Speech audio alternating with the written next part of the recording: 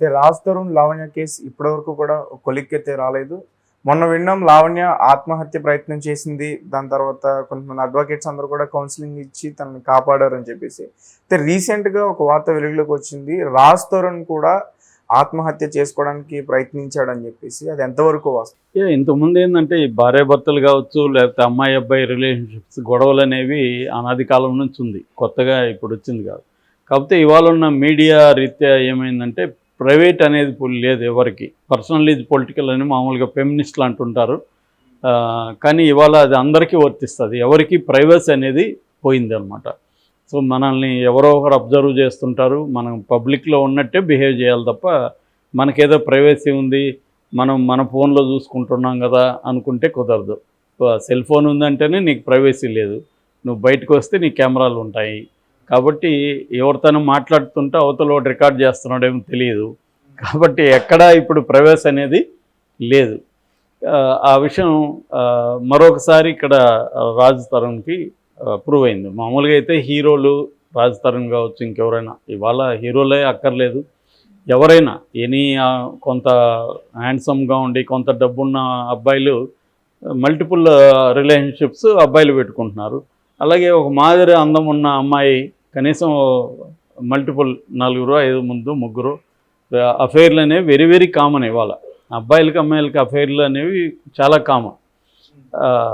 So అలాగా అతను public లైఫ్లో ఉన్నాడు, సినిమా హీరో కాబట్టి అతనికి ఉండడంలో పెద్ద ఆశ్చర్యం లేదు. అయితే ఇక్కడ లావణ్య ఇష్యూలో ఏం జరిగిందంటే, లావణ్య అనే అమ్మాయి చాలా అర్లీగా అంటే 2014 ఆ ప్రాంతంలో అతని కెరీర్ పెద్దగా సక్సెస్ కానప్పుడే తనతో ఉండడం, వీళ్ళిద్దరూ సహజీవనం అయితే చేశారనేది మాత్రం క్లియర్.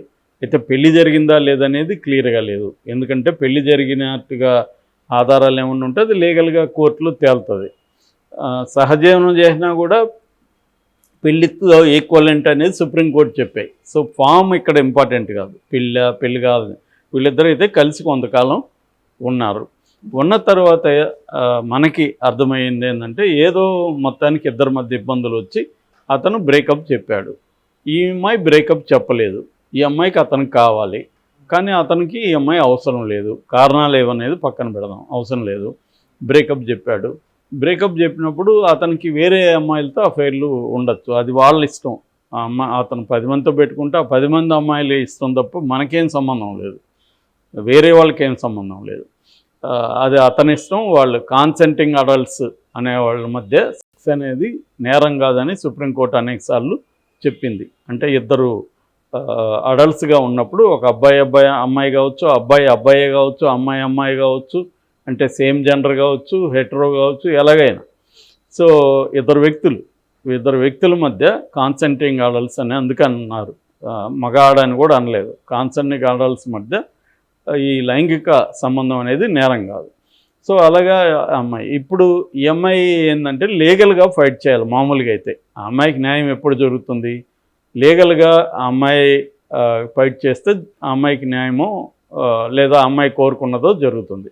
మామూలుగా నేను చెప్పాను, ఇప్పుడు కొత్తగా వచ్చిన భారతీయ న్యాయ సంహిత అనే చట్టం వచ్చింది ఐపీసీ స్థానంలో. అందులో సెక్షన్ 69 ప్రకారం అయితే అతనికి 10 ఏళ్ళు జైలు శిక్ష పడే అవకాశం అయితే ఉంది.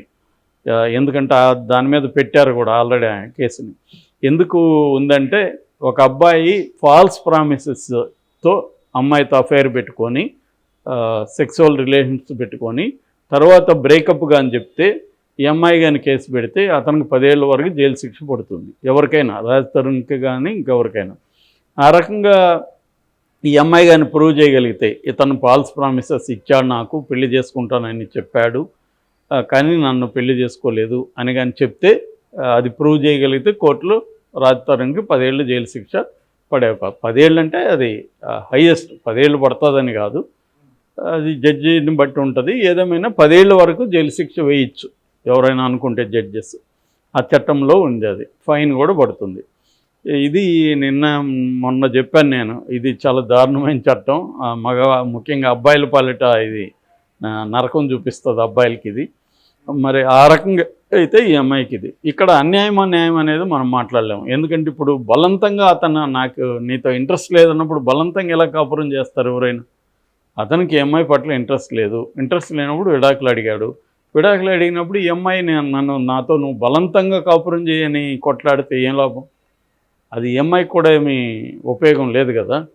సో అది కనిపిస్తుంది. అతను వద్దు మొర్రో అంటుంటే నువ్వు నాకు రాజతరుణే కావాలి లేకపోతే నేను చచ్చిపోతానని సమాజాన్ని కూడా అమ్మాయి బ్లాక్మెయిల్ చేస్తుంది. అంటే మీరందరూ వచ్చి నన్ను ఏదో చేసి రాజతరుణ్ తెచ్చేవండి, ఏదో నా బొమ్మ మిస్ అయితే దాన్ని తెచ్చేయండి అన్నట్టుగా ఉంది. కాబట్టి అమ్మాయిలో కూడా మెచ్యూరిటీ కనిపించట్లేదు మామూలుగా. ఇక అడ్వకేట్ ఒక ఆయన దిలీప్ శంకర, కళ్యాణ్ దిలీప్ శంకర, అతని మీద కూడా తీవ్ర విమర్శలు వచ్చాయి. అతను కావాలనే ఇది సెలబ్రిటీ కేసు కాబట్టి రంగంలో దిగాడు. మేము చాలామంది ఫ్రీగా చేయరా బాబు మా పేదోళ్ళు అంటే అతను ఫోన్ కూడా తీయడు, మెసేజ్కి రిప్లై కూడా ఇయ్యడు, ఇక్కడేమో వచ్చి నీతులు మాట్లాడుతున్నాడు అని అంటారు. లాయర్ అన్నాక అతని వైపు నుంచి ఆలోచించినప్పుడు అతను తప్పేం లేదు. సెలబ్రిటీ కేసులు తీసుకుంటాడు, తప్పేముంటుంది. ఎందుకంటే అతను పాపులర్ కావాలి, అతను వృత్తిది. ఇప్పుడు ఎవరికైనా సెలబ్రిటీకి వైద్యం చేస్తే ఆ వైద్యుడు పేరు వస్తుంది. ఇప్పుడు వేణుస్వామి ఉన్నాడు, సెలబ్రిటీకి పూజ చేయగానే ఆయన మార్కెట్ డెవలప్ అవుతుంది. ఎవరైనా చేస్తారు. ఒక అడ్వకేట్గా ఆయన తప్పేం లేదు, ప్రొఫెషనల్గా తీసుకున్నప్పుడు ఆయన తప్పేం లేదు. కాకపోతే ఆయన బెదిరిస్తున్నాడు, ఆయన కూడా మీడియాలోకి వచ్చి ఎవరిని రాస్తారు, నువ్వు ఆ తెలివితేటలు చూపించద్దు, నాకు కానీ కాలిందంటే నేను అన్నీ వదిలేసి కూర్చుంటాను. కూర్చో ఏమవుతుంది? కాబట్టి ఇవన్నీ ఏంటంటే ఎవడో అమాయకులను బెదిరించినట్టుంది. అడ్వకేట్ కూర్చుంటే ఏమైపోతుంది? అన్నీ వదిలేసి మహా అయితే కేసు అవుతుంది, అరెస్ట్ అవుతాడు, బెయిల్ మీద బయటకు వస్తాడు. ఇంతగా జరగబోతుంది ఈ కేసులో. అతను ఏమీ నేరం చేశాడు, అతనికి ఈ అమ్మాయితో కొంతకాలం కాపురం చేశాడు, ఇష్టం లేదు. సో అతని వైపు నుంచి ఆలోచించినప్పుడు రాజతరుణ్ది అంటే నాకు ఇష్టం లేకుండా ఇదేమన్నా లైఫ్ ఇంప్రిజన్మెంటా? లైఫ్ ఇంప్రిజన్మెంట్ కాదు కదా. ఒక అమ్మాయితో నువ్వు కొంతకాలం స్నేహం చేశావు, ఇద్దరు కలిసే కదా, ఇద్దరు ఒప్పుకొని చేశారు. ఇప్పుడు అతనికి ఇష్టం లేదు. ఇష్టం లేదన్నప్పుడు విడాకులు ఇవ్వాలి తప్ప, లేదా లీగల్గా తీసుకోవాలి తప్ప, బయటకు వచ్చి నేను నీ అంత చూస్తాను, ఇది బ్లాక్మెయిలే కదా, నేను ఆత్మహత్య చేసుకుంటాను అని ఈ అమ్మాయి చెప్పడం కూడా నిజానికి ఆ అమ్మాయి మీద కూడా కేసు పెట్టచ్చు ఇవాళ. ఎందుకంటే ఆత్మహత్య చేసుకుంటాను అనడం కానీ ఆత్మహత్య అటెంప్ట్ కూడా నేరాలే. కాబట్టి ఆ రకంగా కూడా అది కరెక్ట్ కాదు. అమ్మాయి ఫ్రస్ట్రేషన్ ఉండొచ్చు, అమ్మాయికి బాధ ఉండొచ్చు, కానీ అమ్మాయి కూడా ఆలోచించాలి. వాళ్ళ తల్లిదండ్రులు కూడా ఏమీ డిఫరెంట్గా లేరు. సో అయితే ఈ కాంటెక్స్లో మొన్న అమ్మాయి ఆత్మహత్య చేసుకుంటానే అదొక డ్రామా నడిచింది, అది కూడా విచిత్రంగానే ఉంది. లాయర్ ఇమ్మీడియట్గా మీడియాకి చెప్పడం ఇవేదో జరిగింది. ఇప్పుడే రివర్స్లో రాజతరుణ్ కూడా ఆత్మహత్య చేసుకోవడానికి ప్రయత్నించడానని ఒక వార్త వైరల్ వస్తుంది. సో ఆ వార్త ఏంటంటే తీరా వార్త చూస్తే అది ఇప్పటి ఆత్మహత్య అటెంప్ట్ కాదు అది.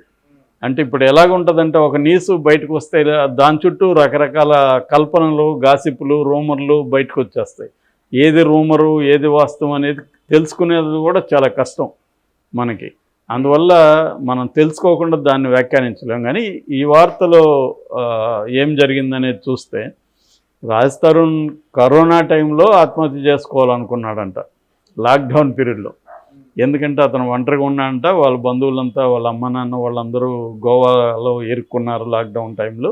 ఇతను ఒంటరిగా ఉన్నప్పుడు పిచ్చెక్కింది, ఫ్రెండ్కి ఫోన్ చేసి చెప్పాడు నాకు ఆత్మహత్య చేసుకోవాలనిపిస్తుంది అంటే నేను వెళ్ళి తీసుకొచ్చాను, అతను మా దగ్గర పెట్టుకున్నాను, మా ఇంట్లో పిల్లలంతా ఉన్నారు వాళ్ళతో ఆడుకుంటా అతను టైంపాస్ చేశాడు 3 నెలలు, అందువల్ల అతను బతికాడని అతను ఏదో చెప్పాడు. మామూలుగానే మనకు ఎవడన్నా ఫోన్ చేస్తే పిచ్చెక్కుతుంది గురు, ఆత్మహత్య చేసుకుందాం అనిపిస్తుంది అంటాం అనుకో, అంత మాత్రాన సీరియస్గా ఆత్మహత్య అటెంప్ట్ కాదు కదా అది.